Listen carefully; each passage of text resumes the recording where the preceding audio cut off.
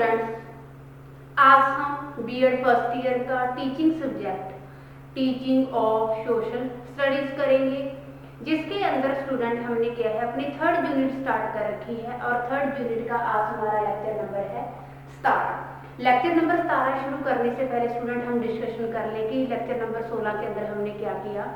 Lecture number 16 के अंदर student हमने किया प्रदर्शनी एग्जीबिशन के बारे में, हमने क्या है डिटेल से उसे एक्सप्लेन किया। तो लेक्चर नंबर 17 के अंदर स्टूडेंट आज हम डिस्कशन करने जा रहे हैं संग्रहालय कि जो संग्रहालय है, संग्रहालय क्या होता है और इसके अंदर क्या क्या चीजें होती है। और पुराने समय और आज के समय की अगर हम बात करें तो स्टूडेंट बात करते हैं कि जो संग्रहालय है, संग्रहालय दो शब्दों से मिलकर बना है, संग्रह प्लस आलय। क्या है स्टूडेंट, जो संग्रहालय है, संग्रहालय दो शब्दों के मेल से बना है, संग्रह प्लस आलय। तो स्टूडेंट संग्रह प्लस आलय का अर्थ है यहाँ पर कोई भी वस्तुओं को एकत्रित करके रखा जाता है, अर्थात हम मान के चलें कि जो शिक्षा से संबंधित विभिन्न वस्तुओं को भी इकट्ठा करके उसके अंदर रखा जा सकता है। तो यह शब्द ग्रीक शब्द से निकला है जिसका अर्थ है मूसे का देवता। तो स्टूडेंट अगर हम पुराने टाइम की बात करें तो जो संग्रहालय थे, संग्रहालय सिर्फ क्या है मनोरंजन प्रदान किया जाता था, जो संग्रहालय का मेन उद्देश्य था। अगर हम समय के साथ इसके अंदर परिवर्तन की बात करें तो समय के अंदर परिवर्तन इसके अंदर होता गया। तो आज हम बात करते हैं संग्रहालय को लेकर स्टूडेंट। तो संग्रहालय के अंदर इससे अधिक क्या है शैक्षिक लाभ प्राप्त करने को बढ़ावा मिल गया है समय के साथ साथ। एक टाइम था पहले क्या है यहाँ पर मनोरंजन प्रदान किया जाता था लोगों को। अगर हम परिवर्तन की बात करें समय के साथ साथ तो ये क्या है शैक्षिक लाभ प्राप्त करने के लिए बहुत ही फेमस हो गई हैं।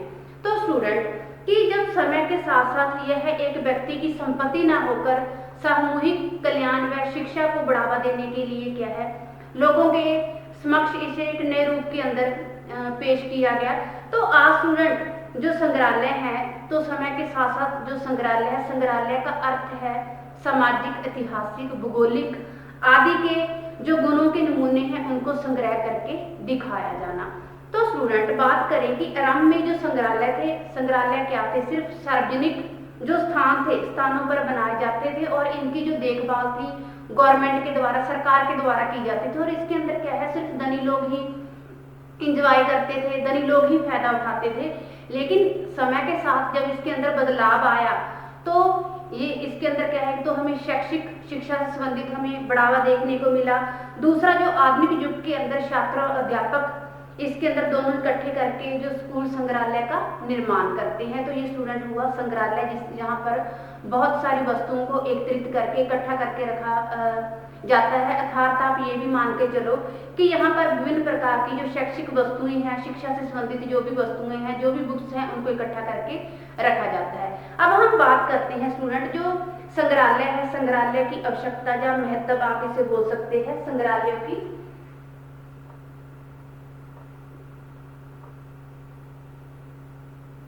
संग्रहालयों का महत्व, जो संग्रहालयों का महत्व है स्टूडेंट, इसे क्या है हम पॉइंट टू पॉइंट डिफाइन करेंगे। तो संग्रहालयों के महत्व के अंदर स्टूडेंट क्योंकि एक टाइम था जब बच्चे को प्राकृतिक और सामाजिक इन्वायरमेंट से रिगार्डिंग शिक्षा दी जाती थी। जो शिक्षा देने का मेन मोटिव क्या था, ताकि जो उनके चारों तरफ की दुनिया है वो किस तरह से है और उनकी समझ जानकर वो अपना क्या है जीवन यापन करने के अंदर समर्थ हो सके। अगर हम आज के समय की बात करते हैं, क्योंकि संग्रहालय का मुख्य उद्देश्य क्या है बच्चों को प्रत्यक्ष रूप से कोई भी ज्ञान उन्हें अनुभव करवाया जाए। क्योंकि बच्चों को जब हम प्रत्यक्ष रूप से कोई भी ज्ञान देते हैं तो वो क्या है सीधा ज्ञान होता है और उन्हें वो क्या है लॉन्ग टाइम तक याद रहता है, तो वो कभी ना भूलने वाला ज्ञान होता है।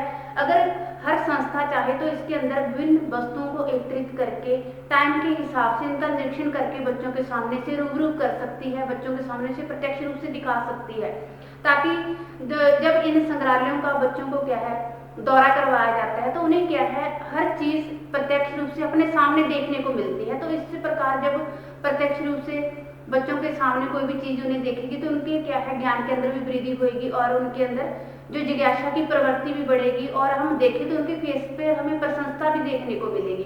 तो ये स्टूडेंट हम इसे क्या है पॉइंट टू पॉइंट डिफाइन करते हैं। इसके अंदर स्टूडेंट मैं आपको फर्स्ट पॉइंट बताती हूँ कि विद्यार्थियों को प्रत्यक्ष अनुभव प्रदान करने के लिए फर्स्ट पॉइंट है स्टूडेंट विद्यार्थियों को प्रत्यक्ष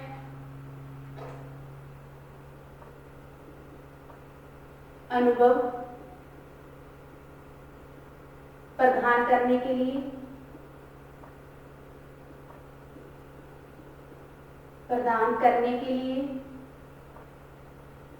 क्योंकि स्टूडेंट जो बच्चे प्रत्यक्ष रूप से किसी चीज को देखकर किसी चीज के बारे में ज्ञान हासिल करेंगे, उसके अंदर अध्यापक चाहे कितना ही एड़ी चोटी का जोर लगा ले बच्चों को कोई भी टॉपिक क्लियर करवाने के लिए, कहीं ना कहीं तो उनके मन के अंदर कोई क्षमता रह ही जाती है। तो इस प्रकार अगर बच्चों को प्रत्यक्ष रूप से किसी भी चीज के बारे में अनुभव करवाना है तो उसके लिए जो उचित है वो क्या है, संग्रहालय है। क्योंकि इस जो संग्रहालय के अंदर हमें विभिन्न प्रकार की स्टडी से रिगार्डिंग सामग्री देखने को मिलती है, चाहे चार्ट है, चाहे मॉडल है, चाहे कोई राजनीतिक क्षेत्र है, चाहे कोई दार्शनिक क्षेत्र है, उससे संबंधित क्या है हमें सामग्री मिलेगी देखने को। इससे जो बच्चे प्रत्यक्ष रूप से उसे देख सकेंगे, प्रत्यक्ष रूप से उसे जांच कर क्या है ज्ञान प्राप्त करेंगे। इससे उनके ज्ञान में भी जो है क्या है बढ़ोतरी होती है और बच्चों को प्रत्यक्ष रूप से देखने को हर चीज मिलती है। इस प्रकार जब बच्चा प्रत्यक्ष रूप से कोई चीज को देखेगा, उसके बारे में जानेगा, तो वो क्या है ज्ञान शिथिल ज्ञान बन जाता है जो उसको लॉन्ग टाइम तक याद रहता है और कभी ना भूलने वाला ज्ञान होता है। तो संग्रहालय है, संग्रहालय ही एक ऐसे है हमारे सामने जिससे क्या है विद्यार्थियों को प्रत्यक्ष अनुभव प्रदान करने में बहुत ही हमारे लिए सहायक सिद्ध होते हैं। सेकंड पॉइंट आता है स्टूडेंट की चेतना और जागरूकता की भावना विकसित करने के लिए चेतना एवं जागरूकता की भावना विकसित करने के लिए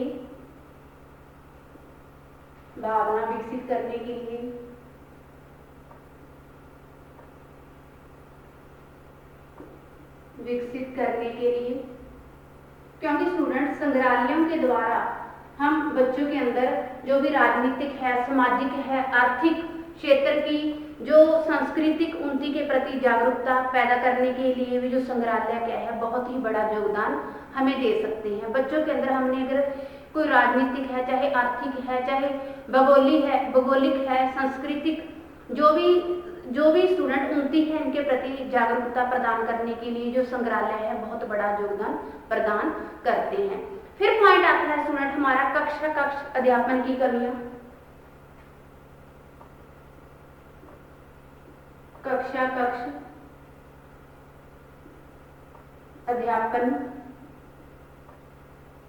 अध्यापन की कमियां। क्योंकि स्टूडेंट जो टीचर अपने टॉपिक को एक्सप्लेन कराने के लिए हर संभव प्रयास करता है, फिर भी वो इतना प्रयास करने के बाद कोई ना कोई कमी टॉपिक से रिगार्डिंग छूट ही जाती है, तो बच्चों के अंदर उस टॉपिक को लेकर कई प्रकार की क्षमताएं पैदा होती हैं, उससे रिगार्डिंग कई प्रकार के सवाल क्वेश्चन पुट होते हैं। तो इस प्रकार अगर वही अप्रत्यक्ष रूप से बच्चों को जो ज्ञान दिया जाता है उसे प्रत्यक्ष रूप से एक्सप्लेन करवाया जाए संग्रहालयों के अंदर जाकर, तो स्टूडेंट इससे क्या है बच्चों के अंदर जो शंकाएं पैदा हुई है, कोई टॉपिक को लेकर लगा लो, चाहे कोई भी मेथड है उसको लेकर लगा लो, तो ये संग्रहालय ही जो संग्रहालयों के अंदर जाकर बच्चों को दौरा करवाकर प्रत्यक्ष रूप से जब उन्हें कोई चीज क्लियर करवाई जाती है तो बच्चे उसके बारे में क्या है डीपली तरीके से जानते हैं, सुनते हैं और उन्हें अनुभव करते हैं। तो इस प्रकार जो उनके एक्सपीरियंस है, जो उनके अनुभव है, पूर्व ज्ञान है, चाहे न्यू ज्ञान के अंदर भी आपके मिलकर क्या है नए शब्दों के अंदर जो उनके आप मान के चलो कि वो बढ़ते हैं और बच्चों को जो कक्ष अध्यापन के अंदर कोई भी कमियां नजर आती हैं वो उन्हें प्रत्यक्ष रूप से जब महसूस करते हैं तो वो क्या है कमियां दूर होती हैं। अगला पॉइंट स्टूडेंट हमारा आता है शैक्षिक क्रियाओं में भाग लेना।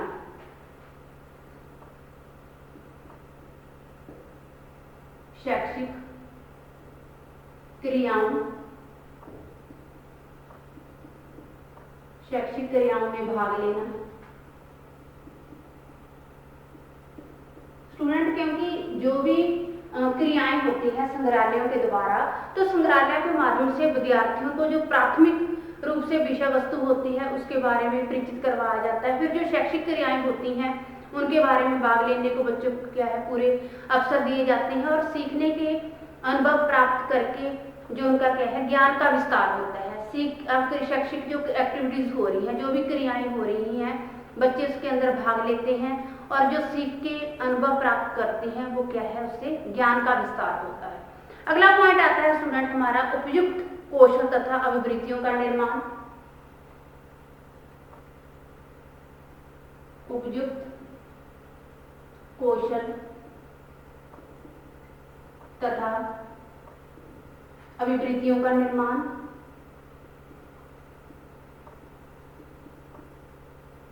अभिवृत्तियों का निर्माण।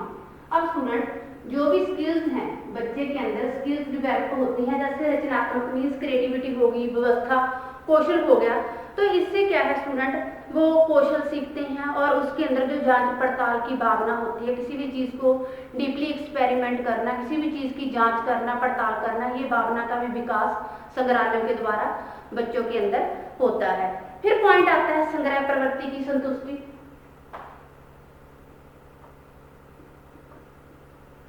संग्रह प्रवृत्ति की संतुष्टि, क्योंकि स्टूडेंट जो संग्रह प्रवृत्ति किसी चीज को इकट्ठा करके कोई भी बच्चों को जो ज्ञान होता है उसे क्या बोलते हैं, संग्रह प्रवृत्ति की संतुष्टि बोलते हैं स्टूडेंट। तो इससे बच्चे क्या है अलग अलग बुक्स के द्वारा किसी ज्ञान को इकट्ठा करते हैं, तो उनके अंदर जो वे रुचियों के अनुकूल ही सामग्री को इकट्ठा करते हैं, तो उनको उनके मन ही मन को क्या है संतुष्टि होती है। संतुष्टि होने के बाद इस प्रवृत्ति के पोषण के लिए स्टूडेंट जो संग्रहालय है, संग्रहालय ही प्राप्त अवसर बच्चों को प्रदान करते हैं। यहाँ पे हर तरह की जो फैसिलिटी है बच्चों को प्रदान की जाती है। तो जो बच्चों की संग्रह प्रवृत्ति किसी चीज को इकट्ठा करके उनका कंक्लूजन निकालना, अलग अलग विषयों के बारे में जानना, तो ये किसके द्वारा संभव है, संग्रहालयों के द्वारा ही संभव है। दार्शनिक मूल्य 7 पॉइंट है हमारा यह।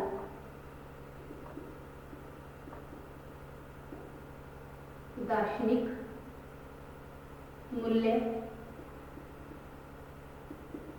स्टूडेंट दार्शनिक मूल्य, दार्शनिक मूल्य के अंदर जो सामाजिक है, दार्शनिक है, समाजशास्त्र है, शैक्षिक दर्शन है, जीवन दर्शन है आदि मूल्यों को जानने के लिए जो संग्रहालय है, संग्रहालय बच्चों की लाइफ के अंदर और हमारी लाइफ के अंदर एक बहुत ही बड़ा योगदान देता है।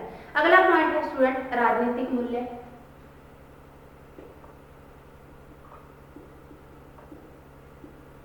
राजनीतिक मूल्य।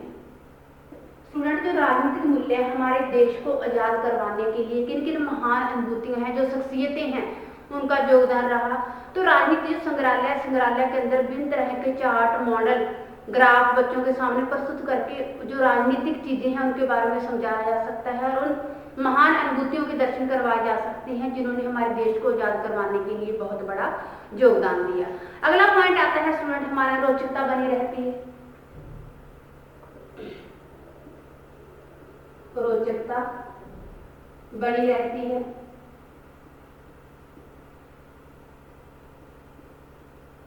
स्टूडेंट जो रोचकता बनी रहती है मीन्स इंटरेस्ट, रुचि बनी रहती है स्टूडेंट, क्योंकि संग्रहालय है, संग्रहालय वस्तुओं का निरीक्षण और उसके प्रत्यक्ष अनुभव प्रदान करने में हमारी इतनी क्या है मदद करता है, इतनी बच्चों के अंदर रुचि प्रदान करता है कि वो थकावट महसूस नहीं करते। अगर वहीं वो पुस्तकालय के अंदर जाते हैं, पुस्तकालय को देखकर बच्चों के अंदर क्या है नीरसता आती है, वो अप्रसन्नता महसूस करते हैं, उनके मुंह पर प्रशंसा नहीं लगती।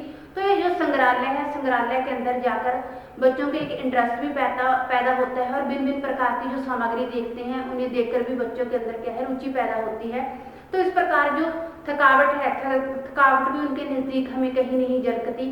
तो इसके परिणाम स्वरूप वहां पर जाने से जो बच्चों के अंदर जागरूकता और उत्साह संग्रहालयों की जो वस्तुओं को देखकर बच्चों के अंदर पैदा होता है वो कहीं और जाकर पैदा नहीं होता।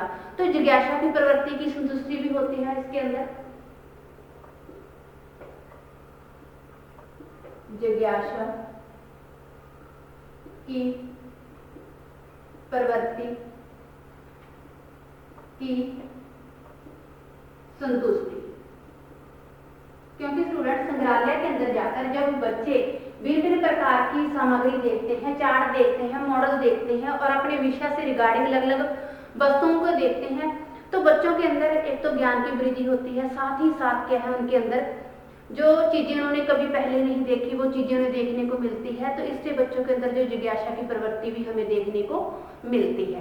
अब हम बात करते हैं स्टूडेंट, जो संग्रहालय है, संग्रहालय कितने टाइप के होते हैं, अब हम उसकी बात करेंगे। क्योंकि संग्रहालय है, संग्रहालय तो वैसे बहुत ही प्रकार के होते हैं, जैसे राजनीतिक संग्रहालय हो गए, नगरीय संग्रहालय हो गए, प्रांतीय संग्रहालय हो गए, ये डिफरेंट हमें संग्रहालय देखने को मिलती है। लेकिन हम उसमें से जो 4 मुख्य संग्रहालय हैं उनकी बात करेंगे। तो संग्रहालयों के प्रकार स्टूडेंट, अगला हमारा आता है संग्रहालय के प्रकार। तो स्टूडेंट वो कौन कौन से प्रकार हैं, हम उसको डिफाइन करेंगे स्टूडेंट अभी। तो इसके अंदर स्टूडेंट मैं जो फर्स्ट टाइप आपको बताती हूँ वो है स्टूडेंट सार्वजनिक या सामान्य संग्रहालय।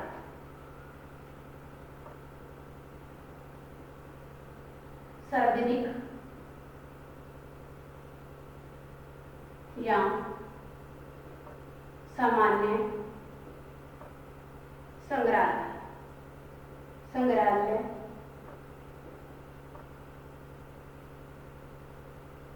तो स्टूडेंट जो सार्वजनिक व सामान्य संग्रहालय होते हैं वो कौन कौन से होते हैं स्टूडेंट, हम उसकी बात करेंगे। क्योंकि जो इस टाइप के संग्रहालय होते हैं स्टूडेंट, इसके अंदर जो हमारी राजनीतिक है, चाहे इतिहास है, चाहे भूगोल है, उनसे जो रिगार्डिंग चीजें हमें देखने को मिलती हैं स्टूडेंट। तो अगर हम बात करें जैसे भूगोल, विज्ञान, इतिहास, फोटोग्राफी, पेंटिंग आदि से हमें जो हीरे हैं, पुराने टाइम के जो जवाहरात हैं आदि जो सामग्री है इनके अंदर हमें देखने को मिलती है। तो अगर हम दूसरी तरफ वही बात करें स्टूडेंट, जो हमारी सभ्यता है, कल्चर है, हमारी संस्कृति है, ये चीजें भी संग्रहालयों के अंदर संभाल कर रखी जाती हैं। तो जो सार्वजनिक और सामान्य संग्रहालय होते हैं स्टूडेंट, उनके अंदर हमें यही चीजें मुख्य रूप से देखने को मिलती हैं। अगर हम बात करें जो दिल्ली के अंदर राष्ट्रीय संग्रहालय है, डॉल के अंदर संग्रहालय लगा हुआ, रेल संग्रहालय हो गया, और हैदराबाद का जो सारजंग संग्रहालय है, ये सार्वजनिक संग्रहालयों के क्या है उदाहरण है। तो इनके अंदर हमें हमारी सभ्यता, संस्कृति, जो भूगोल, विज्ञान, पेंटिंग, फोटोग्राफी, चित्रकला आदि से रिगार्डिंग डिफरेंट जो सामग्री है हमें देखने को मिलेगी। अब हम बात करते हैं स्टूडेंट जो चलते फिरते संग्रहालय, सेकंड पॉइंट आता है हमारा चलते फिरते संग्रहालय। स्टूडेंट चलते फिरते संग्रहालय हैं वो किन देशों के अंदर है, जैसे हम बात करें अमेरिका है, कनाडा है स्टूडेंट, फिर इंग्लैंड है, जर्मन है, इन जो ये चलते फिरते संग्रहालय हैं। तो ऐसी जो संग्रहालय हैं हर संस्था के अंदर, हर स्कूल के अंदर जरूर होने चाहिए, ताकि बच्चे अपने विषय से संबंधित हर जानकारी को हासिल कर सके। तो इसके अंदर अध्यापक और छात्र मिलकर ही जो ऐसे संग्रहालय हैं उनको स्थापित करने के अंदर अपना पूरा जोर लगा सकते हैं, और बच्चों को डिफरेंट जो देश है, हमारी सभ्यता है, हमारी संस्कृति है, हमारा पुराना कल्चर है, इतिहास, फोटोग्राफी, पेंटिंग आदि के बारे में क्या है अलग अलग जानकारी बच्चों को दे सकते हैं। थर्ड जो संग्रहालय आता है वो आता है स्टूडेंट स्थानीय संग्रहालय।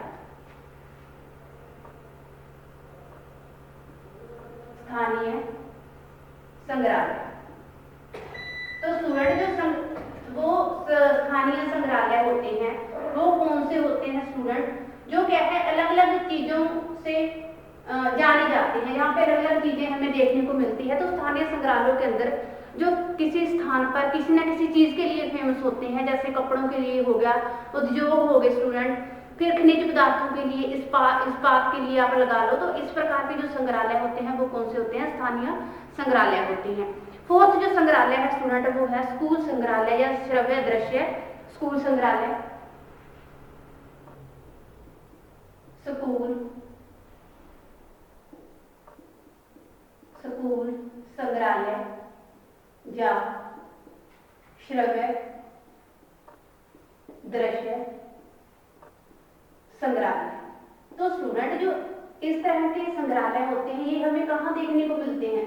स्कूलों के अंदर ही देखने को मिलते हैं।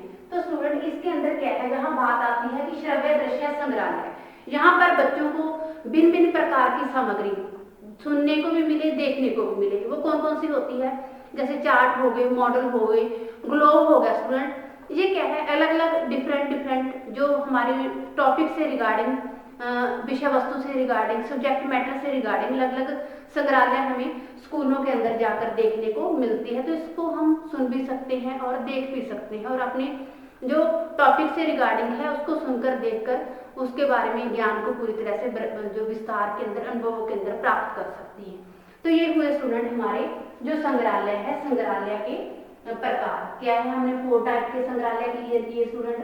वैसे तो क्या है, हमने अलग अलग संग्रहालय सुनने को मिले हैं, जैसे मैंने आपको बताया था कि राष्ट्रीय संग्रहालय हो गया, प्रांतीय संग्रहालय, नगरीय संग्रहालय, क्या है ये डिफरेंट संग्रहालय हैं, लेकिन हमने उसमें से 4 टाइप क्लियर किए। अब हम बात करते हैं स्टूडेंट जो संग्रहालय है, संग्रहालयों की विषय सूची।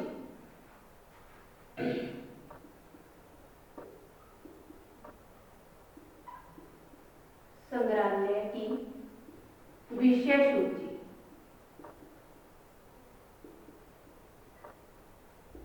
तो जो विषय सूची है स्टूडेंट संग्रहालयों की, वो कौन कौन सी है, उसके अंदर हमें क्या क्या चीजें देखने को मिलती है। तो स्टूडेंट इसे भी क्या है, हम पॉइंट टू पॉइंट डिफाइन करते हैं। तो स्टूडेंट जो संग्रहालय है, स्कूल संग्रहालय विषयों के आधार पर हम विभिन्न जो विभाग है, विषय सूची है, उसके अंदर हमें बटा देखने को मिलता है। अलग अलग विभाग होते हैं, अलग अलग उसी से रिगार्डिंग क्या है, हर चीज बनी होती है। तो इसमें से स्टूडेंट मैं आपको फर्स्ट पॉइंट क्लियर करवाती हूँ, वो है भौतिक विज्ञान। भौतिक विज्ञान। तो स्टूडेंट इस प्रकार के जो संग्रहालय हैं, इसके अंदर क्या जो संग्रहालय की विषय सूची होती है, विषय सूची के अंदर हमने फर्स्ट पॉइंट क्लियर किया भौतिक विज्ञान। तो भौतिक विज्ञान के अंदर हमें नए और पुराने जो भी स्टूडेंट वैज्ञानिक उपकरण है, चाहे वो मशीनें हैं, वो हमें देखने को मिलती हैं। सेकंड जो आता है स्टूडेंट, वो आता है रसायन शास्त्र विभाग, रसायन शास्त्र विभाग। तो इस प्रकार के जो विषय सूची के अंदर स्टूडेंट हमें क्या देखने को मिलता है? तो रसायन शास्त्र विभाग के अंदर स्टूडेंट हमें जो लवण है, जो रसायन है, आदि चीजें देखने को मिलती है। फिर आता है वनस्पति विभाग स्टूडेंट। वनस्पति विभाग। तो इस तरह के विभाग के अंदर हमें डिफरेंट पेड़ पौधे हैं, पत्तियां हैं स्टूडेंट, पत्ते हैं, बीज हैं, इस प्रकार के नमूने रखे जाते हैं। फिर आता है प्राणी जो विभाग है, प्राणी विज्ञान विभाग। प्राणी विज्ञान विभाग। तो स्टूडेंट जो प्राणी विज्ञान विभाग है, उसके अंदर हमें क्या चीज देखने को मिलेगी?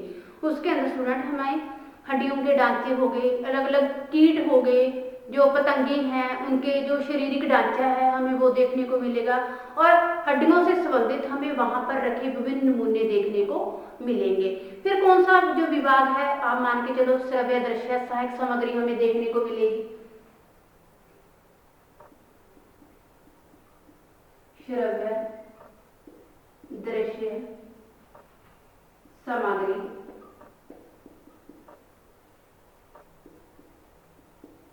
देखने को मिलेगी, जो आप लिख सकते हो श्रव्य दृश्य।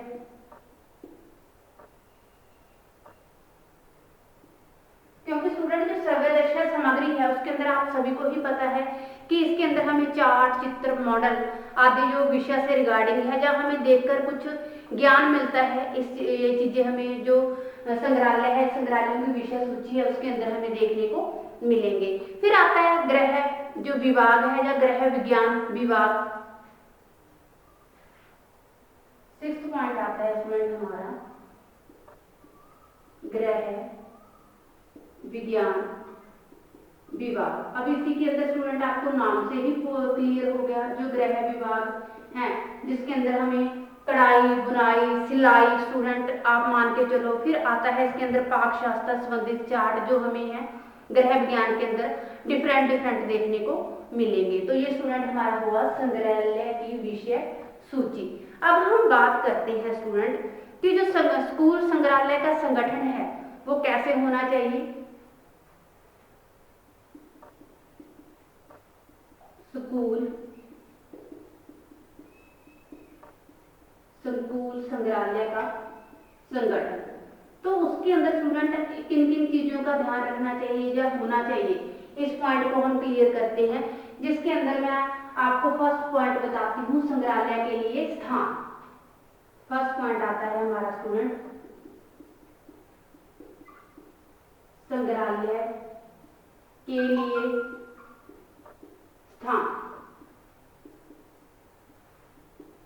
क्योंकि स्टूडेंट जो संग्रहालय है, संग्रहालय के लिए उपयुक्त स्थान का होना भी बहुत जरूरी है।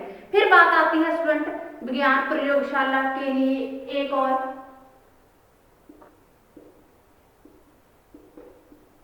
विज्ञान प्रयोगशाला के लिए, क्योंकि स्टूडेंट जो भी विज्ञान प्रयोगशाला है, विज्ञान प्रयोगशाला से संबंधित जो चीजें हमने एक जगह पर रखनी है उससे संबंधित भी क्या है, हर चीज उसके अंदर होनी चाहिए। प्रॉपर नमूने हैं जो विज्ञान से संबंधित हमने बच्चों को दिखानी है, ये चीजें भी क्या है एक विज्ञान प्रयोगशाला के अंदर ही रखी होती हैं। तो ये भी एक प्रॉपर जगह इसके लिए होनी चाहिए स्कूलों के अंदर।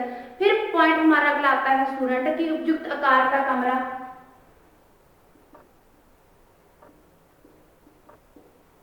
उपयुक्त आकार का कमरा। तो स्टूडेंट जो स्कूल के लिए संग्रहालय बनाए गए हैं, चाहे वो किसी से संबंधित हैं, चाहे हमने जो भी संग्रहालय से संबंधित कोई सामग्री रखनी है, तो उसके लिए उपयुक्त आकार का कमरा होना चाहिए, ना छोटा हो ज्यादा ना बड़ा हो, प्रॉपर साइज के अंदर वो भी हमें देखने को मिलना चाहिए। अगला पॉइंट आता है स्टूडेंट की जो संग्रहालय में रखी गई सामग्री है वो सुरक्षित हो। सामग्री सुरक्षित हो।